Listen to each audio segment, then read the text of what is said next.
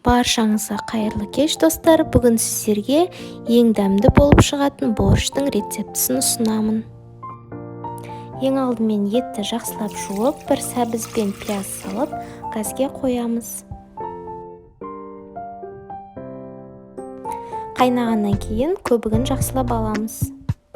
Зажарка дайындап аламыз. Ол үшін бір пиязды ұсақтап турап, газде қызып тұрған майға қуырып аламыз.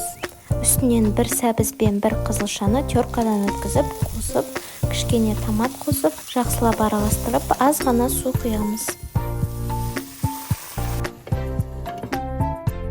1,5 сағат қайнаған етті алып, оны жақсылап тазалап, үстінен картошка және жаңағы зажаркамызды қосамыз.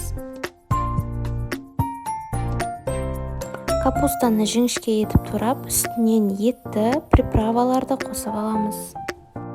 Тағы жарты сағатқа қайнатамыз. Үстінен жарты свекланы теркадан өткізіп салып, 5 минут қайнатып, астын өшіреміз. Осымен біздің украинский борщымыз дайын. Сіздер де міндетті түрде жасап көріңіздер. Сіздермен болған Арайлым.